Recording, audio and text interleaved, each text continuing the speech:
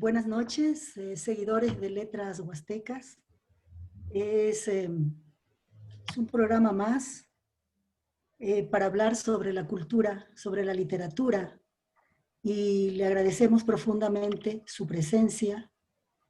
En este momento, en esta oportunidad, vamos a conversar con un escritor, filósofo, pedagogo, profesor universitario, poeta, defensor de las causas justas, especialmente de los pueblos originarios de donde él viene.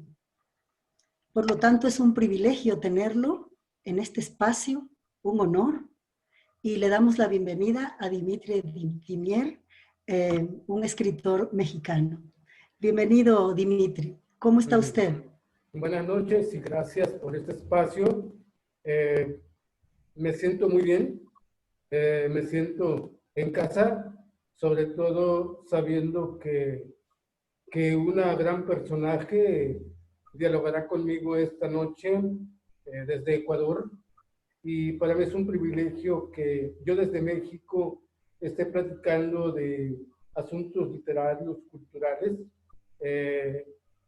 Y un privilegio, te digo, Angelita, porque a mí siempre me ha gustado la cultura latinoamericana. Somos una cultura muy rica, es un continente multicultural, en donde también tenemos pueblos originarios, en tu país, en Ecuador, como el quichua, ¿verdad? Algo así, porque tú me Sí, comentabas que pueblos indígenas, ajá, así.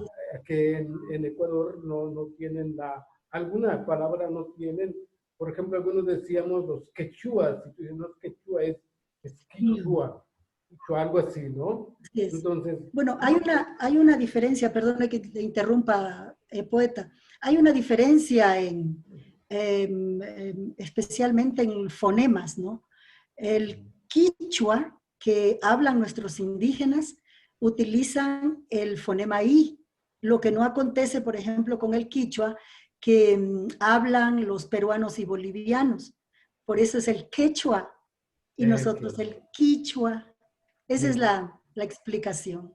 Y Pero ahorita, como decía Simón Bolívar, americanos, todo nos une, nada nos separa. No nos va a separar, nos une claro que la no. cultura. Claro que no, Angelita, y gracias por este espacio. Y bueno, a tus órdenes para platicar de lo que tú me indiques. Aquí estoy, ahora sí, como dicen, estoy en tus manos. Ha caído en nuestras manos. Bueno, poeta, antes que todo, debo decirle que yo soy una apasionada lectora de sus escritos. Me atrapa, realmente me atrapa y estoy feliz de haberlo conocido y de tener esta charla con usted. Bueno, vamos a hablar sobre su novela. Entiendo que usted ha hecho una segunda edición de su novela Inocencia Perdida. ¿Es así? Sí, así es. Ya. Es decir, que ha tenido mucho éxito, ¿no? Enhorabuena. Eh, Entiendo también que su novela es autobiográfica. Eh, ¿Podría explicarnos este particular? Sí, mire, mira, Angelita, como, como todo escritor, ¿no? Cuando alguien escribe, cuando yo escribo, y algunos otros, no partimos de la nada. Siempre las historias que estamos contando, estamos escribiendo a través de la novela, a través del cuento, incluso la misma poesía, ¿no? Partimos de experiencias propias, de la vida propia, ¿no? Claro que lleva, como se trata de una novela, un género literario, claro que lleva algo de fantasía, pero también hay algo de realidad, ¿no? Entonces, para mí, por ejemplo, la novela autobiográfica, que varios escritores hemos entrado a ello, tanto escritoras, yo le llamo un tanto como una literatura intimista, en el sentido que hablamos desde dentro de nosotros como escritores, ¿no? Y sí, efectivamente, Inocencia Perdida es una novela autobiográfica que, vamos, que señala o que da a conocer distintos aspectos de la vida del personaje, ¿no? De los personajes que ahí están participando. Pero efectivamente es una novela corta, autobiográfica. Así es, sí. Su lectura es muy fluida. Realmente me encantó, me atrapó. Bueno, poeta, Dimitri. Mi primera impresión fue una frase que usted lanza como un abrebocas de la obra. Leo lo que usted escribe. La vida es una historia que se escribe día a día. Editarla es un privilegio de los espíritus libres. Sí. ¿Quiénes tienen espíritus libres? Ahí estoy muy nietzscheano. Me gusta la obra de Friedrich Nietzsche. Él también como filósofo, como filólogo también, más que filósofo como filólogo, pues tiene varios géneros literarios en los que él escribió sus obras, ¿no? Entonces, cuando yo termino de escribir esta obra, hacia el año 2018, finales de 2018, me queda como ese sabor de boca, como decimos, ¿no?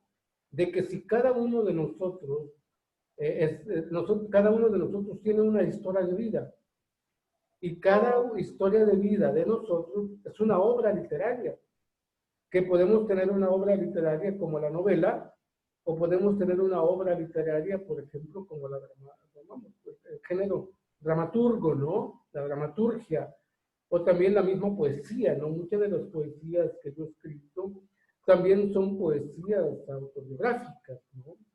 De hecho, una obra literaria como de género poético es Alondra. Alondra, versos de plenitud, es su subtítulo, ¿no?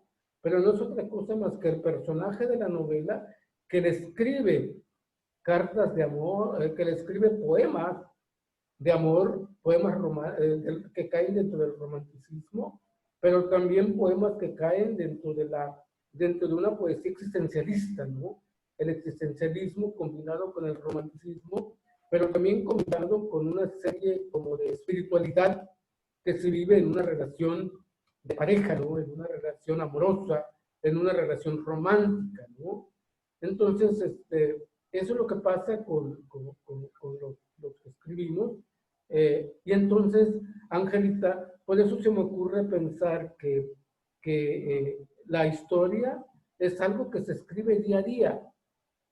Tú eres un ser histórico, yo soy un ser histórico, y cada uno de quienes están escuchando son seres históricos, pero no todos tienen el privilegio de escribir esa historia, solamente los espíritus libres. ¿Quiénes son los espíritus libres? Los que no tienen tapujos, los que quieren ser transparentes en su ser para con quienes se relacionan. Puede haber, por ejemplo, una relación interpersonal, como el que tú y yo estamos teniendo en este momento, como puede ser también una interacción únicamente desde el punto de vista literario, ¿no? Entonces, cuando yo digo que la historia la escribimos cada uno de nosotros, ¿sí? Y que solo es privilegio de los espíritus libres escribirla, ¿sí? Es cuando para mí es un privilegio, ¿no? En el sentido de que yo quiero dar a conocer quién es el personaje, quién es Dimitri Denier, por ejemplo, desde el punto de vista literario, ¿no? Y luego cada uno de los personajes que voy creando con mi novela, como también con la poesía en la que estoy compartiendo con mis lectores, son los distintos personajes o las distintas facetas en la que yo me ubico como persona, ¿no? Una cosa es el personaje literario y otra cosa, por ejemplo, es el personaje en la vida real, ¿sí? Entonces, por eso yo quise escribir eso al inicio, como a la entrada, todo, ¿no? ¿Sí? Esa es la historia de cada uno de nosotros, pero solamente unos pocos son los privilegiados. Esto teniendo en cuenta el trabajo de Friedrich Nietzsche, ¿no? Que es uno de los autores bueno, que no que hayan influido en mí, no, pero son de uno de los autores favoritos míos, no soy aficionado a la filosofía cristiana.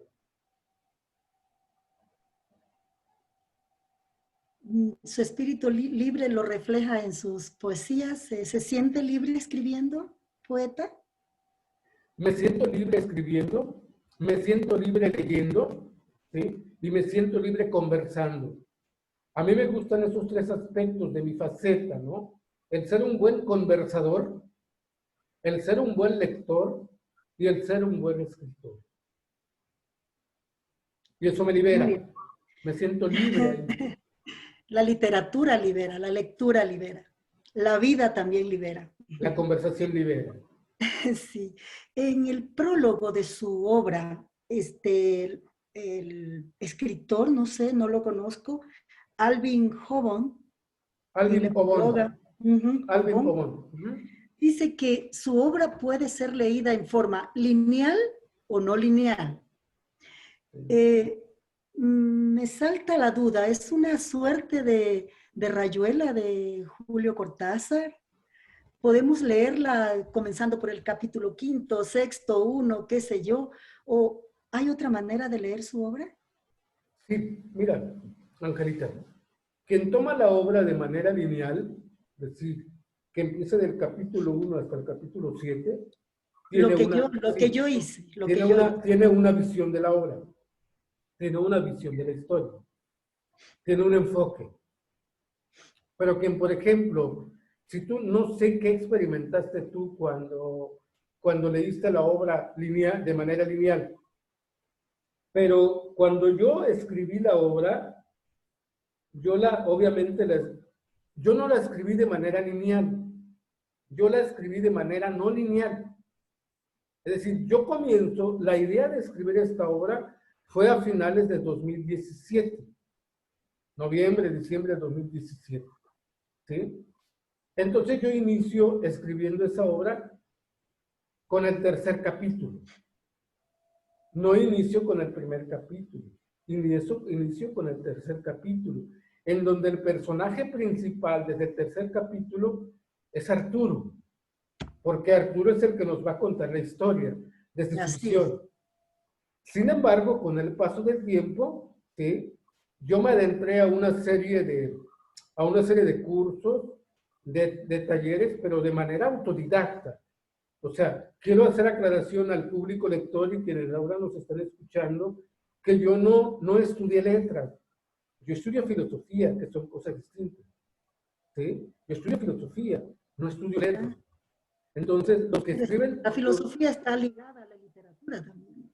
Sí, pero pero la de cuenta que quien estudia filosofía estudia más aspectos de la ética, de la moralidad, de la cosmología, de la teología, de la antropología filosófica y más disciplinas, ¿no? Y obviamente la parte histórica de la filosofía, ¿no? La historia de la filosofía de manera universal, la historia de la filosofía latinoamericana, la historia de la filosofía mexicana en mi caso, y también hablar de la historia de las filosofías originarias, como es la filosofía náhuatl, la filosofía ténec y algunas otras. Y el que estudia letras, desde la formación de licenciatura hasta doctorado, estudia propiamente literatura, ¿sí? Por ejemplo, estudia la literatura hispánica, la literatura inglesa, la literatura medieval, en fin, distintas facetas de lo que debe saber quien se dedica al estudio o a la creación de las letras, porque también hay creativos en las letras y hay quienes solamente se han dedicado a estudiar, a profundizar en esas distintas literaturas. En mi caso no, yo más me hice un lector asiduo de obras literarias, aparte de las filosóficas, los distintos géneros, la novela, por ejemplo, el ensayo, el cuento, el relato en general, la poesía y los distintos tipos de poesía, los distintos métodos y poderes que se utilizan. Y ahí fue como yo me fui empapando, ¿sí? De los distintos métodos y técnicas de cómo escribir obras literarias. Pero fue de manera autodidacta, ¿no? Entonces, cuando yo estaba en el proceso de escribir Inocencia Perdida, ¿sí?, empiezo por ese primer capítulo, porque yo no tenía mucho conocimiento de cómo escribir una novela. ¿Ya? Entonces empiezo en ese primer capítulo para que sea Arturo el que cuenta la historia. Sin embargo, después, dándome cuenta de las distintas formas de escribir la novela, empecé a escribir, me regresé al primer capítulo, que es el que habla de la historia. Y entonces ya no es en la clave de Arturo, es en la clave de Alondra, la personaje, otra de los personajes, ¿no?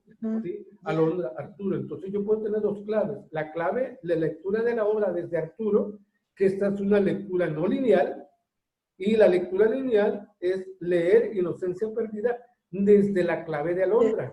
Así es, así ¿Sí? es. Entonces, Lo que hice yo. Ajá. Entiendo. Ajá, bien. Entonces, Muy bien. cuando yo sigo la novela, resulta que para allá por el capítulo 6, Arturo hace como un recuento de lo que pasó cuando se encuentra con Alondra, cuando se enamora de Alondra y Alondra aparentemente se enamora de él, ¿no? Cuando inician una relación romántica, amorosa, ¿no? Entonces, cuando No llega la cuente. cuando llega a No ese la capítulo, no, cuando llega a ese capítulo 6, entonces el lector se puede ir al primer capítulo.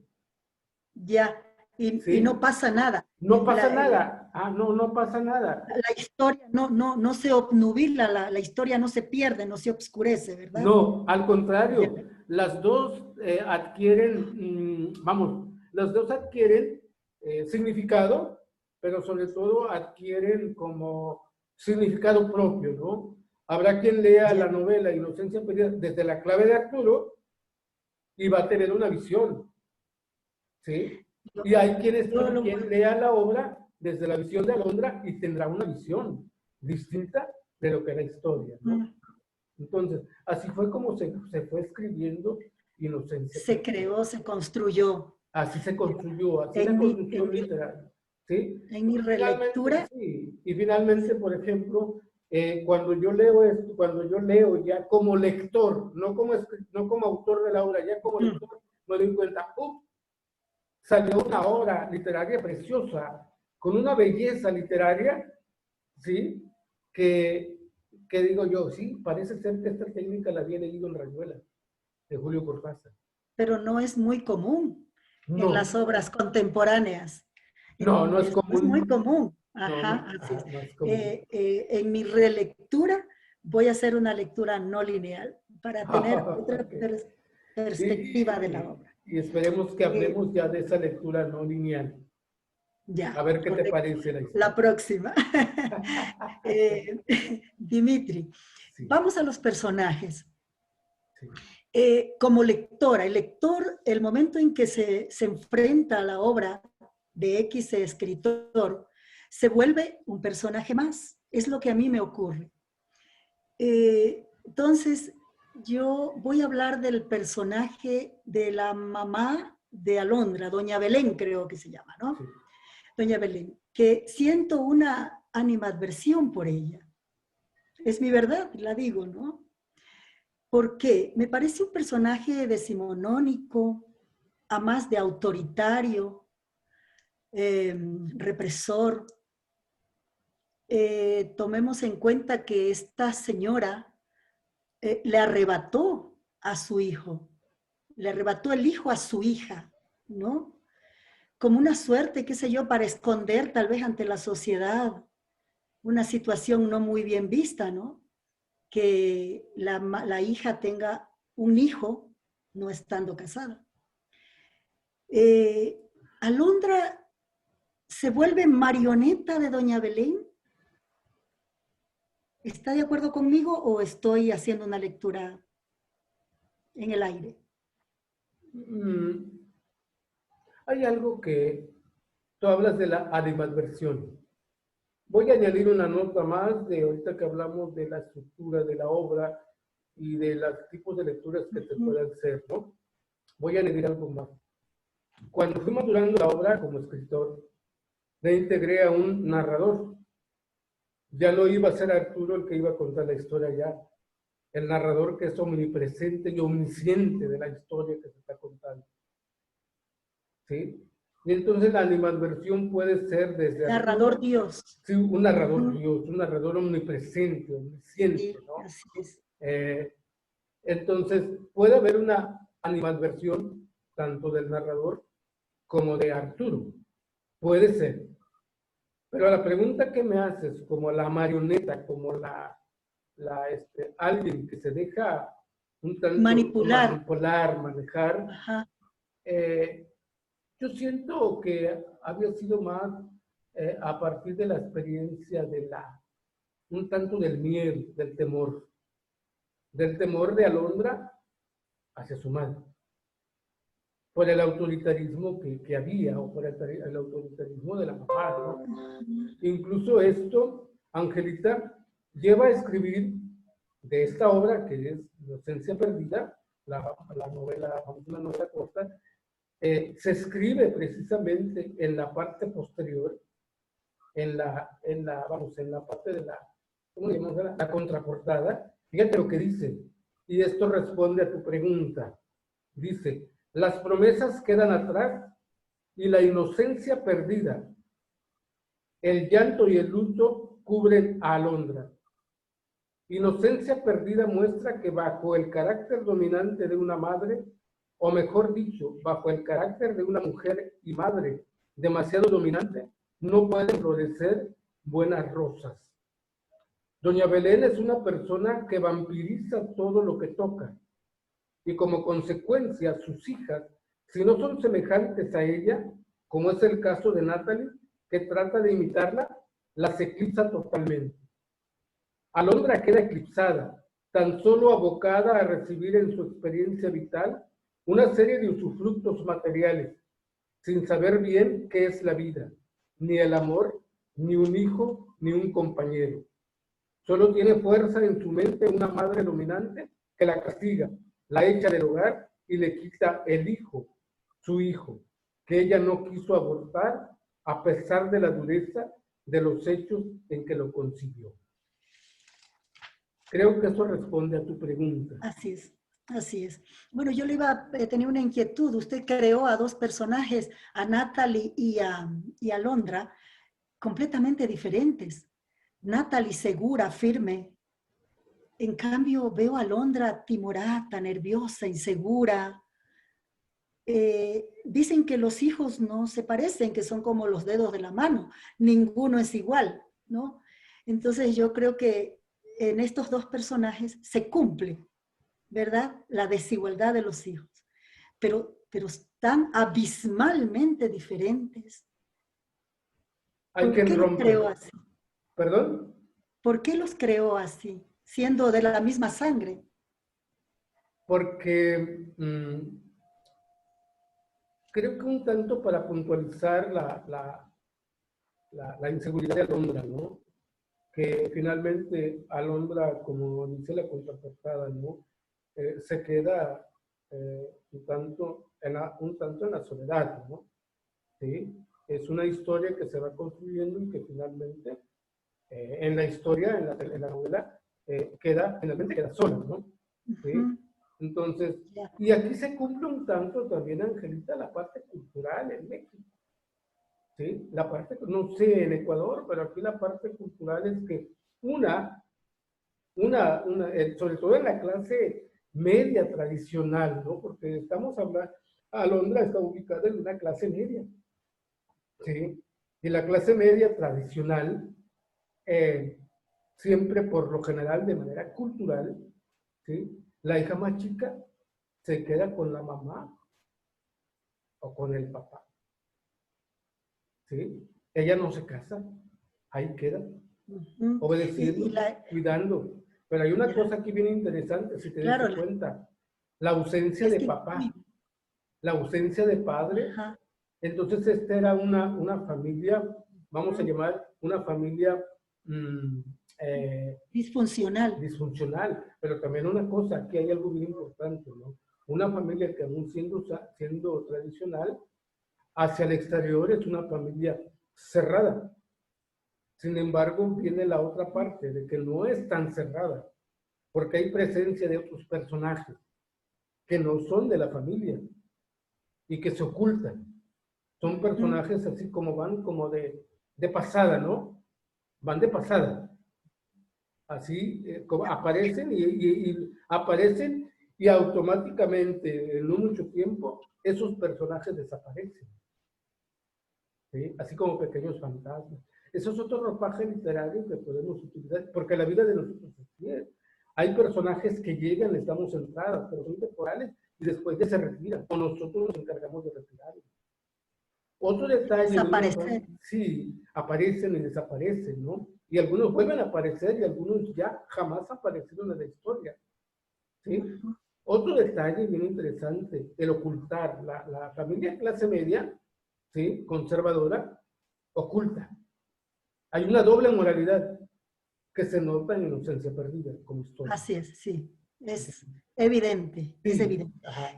Dimitri, tengo una cosita. A mí no me cabe en la cabeza que una madre con las características de Doña Belén permita que su hija viaje con un desconocido. Eso me llamó a mí la atención, como algo normal, ¿no? Yo no lo haría.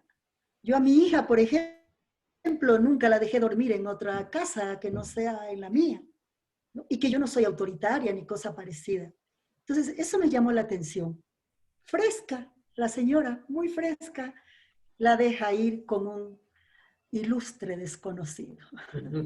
Ilustre desconocido. Bueno, yo dudo lo del ilustre, ¿no? Porque un ilustre no actúa de esa forma como... Estoy, Sí, está siendo estoy distante. chanceando, Sí, estoy sí, chanceando. sí, sí. No, pero qué bueno que chanceas a partir de esa parte literaria, porque me das pie, como decimos en el teatro, para que yo puntualice, ¿no? De alguien así como José, el personaje al que te estás refiriendo, no puedo considerarlo un personaje ilustre. ¿Sí? Es un personaje No, oscuro. no, ni Sí, yo, sí, ni sí, sí, yo. sí, No, ok. Bien, así es. ajá. Bueno, Entonces, pero viene una parte, Angelita, en este comportamiento, ¿no? Por eso las conjeturas de Arturo, ¿no? Porque Arturo era un personaje que, bueno, también era de una ascendencia tradicional, pero no tapatía. Ese es el contexto tapatío en México, de Guadalajara, ¿no? Él no, Arturo era de una tradición, de una cultura originaria del estado de Veracruz, los Tenec, ¿sí? Entonces Arturo, en medio de todo ello, porque era un tipo letrado, él sí era un tipo ilustrado, ¿sí? En las mejores instituciones de educación superior de México, ¿sí? Lo mejor que se tiene en México. Ahí se educó Arturo, ¿sí? Y entonces, algo bien interesante que sucede ahí en el análisis que él hace, ¿no? Dice, las conjeturas. ¿No será que su mamá llegó a acuerdos con José? ¿No será que la mamá y empieza a una serie de conjeturas que le hacen pensar en que fueron acuerdos entre ambos en aquella sobremesa cuando José llegó a la casa a conocer a la familia, pero que era doña Belén la que provocó que él llegara a la familia para agradecerle aparentemente los favores que le estaba haciendo a Alondra, su hija. Pero ella en el afán de, como madre un controladora, favor. manipuladora, ajá, como madre que quería conocer los pasos que su hija iba a dar, ¿sí? Y tener el control de ella. Y es probable, se puede ver entre la novela, terminando de leer la historia, y es probable que ella haya controlado todo ello desde que estuvo Alondra en Hueslaco, del estado de Texas, porque allá fue donde prácticamente inicia todo el drama y el drama de la historia que se cuenta en Inocencia Perdida, ¿no? Entonces, Bien. no tan inocente desde un punto de vista Arturo, ¿sí? Ahí no sabemos quién pierde la inocencia, si la pierde Alondra o la pierde Arturo, Es- o ambos se quedan con su aparente inocencia, o se quedan con su Ese inocencia. sabor, ese saborcito es el que dejan en los Sí, lectores. así ¿Quién, es. quién mismo pierde la inocencia? ¿No? Yo me atrevería a decir que es Arturo, Bueno, vamos, porque bueno, de inocente Alondra no tiene nada, de bueno, ingenua no tiene nada. podemos hacer otra lectura, porque entonces tú, sin haber hecho la lectura lineal, es que viene algo, Angelita, que cuando nosotros vemos una obra, vemos una novela, sea una novela escrita, será una telenovela o una producción cinematográfica, nosotros curiosamente nos identificamos con él o la personaje, porque despierta algunas facetas que nosotros somos. O nos Ajá. conmueve, O nos o hay conmueve, puede ser rechazo. que nosotros seamos, o puede ser también que despierte en nosotros ternura por algún personaje. ¿Sí? Conmoción. A mí me conmovió. Conmoción. Y Ajá. a veces tenía Entonces, ganas de sacudirlo. Sacúdete, sacúdete. Te como están si, utilizando. como si despierta, Tenía ¿no? ganas de gritarle. Despierta. Ajá. Bueno, ¿por qué? Despierta. Porque tú te identificaste con ese personaje. Algo de ti hay ahí para con ese personaje. Algo pasa en ti, en tu interior, y eso hace que tú te Sí, identifiques. Yo no sé qué pase. me ¿Qué pasa en tu interior con Arturo? ¿Quién es Arturo para ti como personaje en la literatura, no? ¿Sí? Pero también puede ser, y también ver qué representa para ti Alondra, ¿sí? Y qué despierta en tu interior Alondra, ¿no? Con esa manera de actuar, ¿no? Entonces, algo hay ahí, sí, algo hay aquí, ahí entre tú y Arturo, que llegaron incluso, siento yo que llegaste como a ser un tanto cómplice de ese personaje, ¿no? Sí, la No, no tanto complicidad. complicidad. No, lo que me mueve a mí es que yo siempre estoy con los débiles. Y yo lo siento débil, Arturo. En cierta Entonces, forma es débil, a lo mejor en la parte afectiva es débil, pero en otros asuntos es fuerte. Y después acuérdate que despertó en él esa fortaleza, no tanto como que descubre la fortaleza, como que surge esa fortaleza, después de todo lo que estaba viendo en la historia, surge esa fortaleza y da fin a la historia. ya. Da fin. Dimitri, algo también que me llamó la atención en la obra es cuando usted al principio escribe y dice, yo estoy perdidamente enamorado de Mel,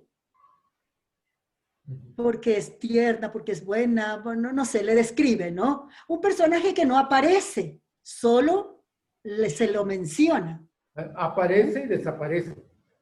Sí, al Sí. final, claro, ya después Aparece, ya. desaparece.